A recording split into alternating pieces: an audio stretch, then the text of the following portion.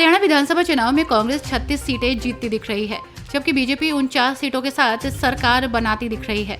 तो वहीं चुनाव में जीत को लेकर कॉन्फिडेंट नजर आ रही कांग्रेस पिछड़ गई है। वहीं अब कांग्रेस नेता कुमारी शैलजा ने चुनाव परिणाम पर अपनी पहली प्रतिक्रिया दी। कुमारी शैलजा ने कहा कि नतीजे निराशाजनक हैं। सुबह तक हमें उम्मीद थी, हमारे सभी कार्यकर्ता निराश हैं। इन्होंने 10 साल तक सहा है, इन्होंने खून पसीना बहाया है। आज अब ऐसा नतीजा आता है तो निराश होना स्वाभाविक है, लेकिन अब हमको इन सब बातों को देखते हुए नए सिरे से आगे सोचना होगा, क्योंकि अभी जो हमेशा की तरह चल रहा है ऐसा तो नहीं चलेगा। आज चुनाव परिणाम कंप्लीट आए हैं। बीजेपी हाफ सेंचुरी लगा चुकी है, कांग्रेस की हार तय देखी जा रही है। निराशाजनक है नतीजे। हम सुबह तक हमें पूरी उम्मीद थी, हमारे सभी वर्कर बहुत निराश हैं, क्योंकि इन्होंने जो 10 साल सहा है कांग्रेस पार्टी के लिए, इन्होंने खून पसीना बहाया है। आज जब ऐसा नतीजा आता है तो निराश हो जाते हैं सब। निराशाजनक बात है ये, लेकिन अब हमको इन सब बातों को देखते हुए नए सिरे से आगे सोचना होगा, क्योंकि जो ये अभी चल रहा है बिजनेस एज यूजुअल ऐसा तो नहीं चलेगा।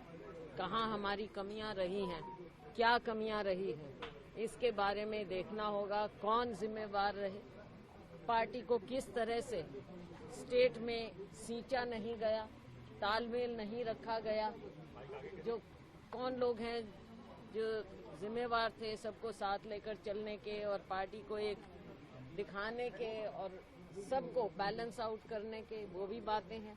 स्टेट में क्या मैसेज गया है, किस लिए लोग कांग्रेस की सरकार बनाते हुए पीछे हट गए हैं। जो एक माहौल बनाया राहुल जी ने, वो उस माहौल को एकदम निगेट कर दिया, खत्म कर दिया। इसके लिए क्या कारण हुए, ये सब बातें देखनी पड़ेंगी। मैम, आप जो कह रहे हैं कि तालमेल की कहाँ कमी रही या एक माहौल जो था वो सक्सेसफुल नहीं रिजल्ट ला पाया, तो आप इस चीज़ को आप मानते हैं, शुरुआती मंथन कह लें, आप मानते हैं कि तालमेल की कमी रही और ये वजह है, बड़ी वजह है? देखिए, ये हमने पहले से कहा था। आप जानते हैं कि मीडिया के सामने ये बातें पहले हुई थी। चुनाव के समय जरूर हमें लगा कि हमको सबको मिलकर चुनाव लड़ना चाहिए। बहुत कुछ होते हुए हमने सारी चीजें ढकते हुए चुनाव लड़ा, मिलकर चुनाव लड़ा, लेकिन जिस तरह से उसके as a run up election तक और इलेक्शन के दौरान बहुत सी बातें हैं। आज कहना अच्छा नहीं लगेगा, ऐसे लगेगा कि हम पुअर लूजर हैं, तो इस चीज को छोड़ें।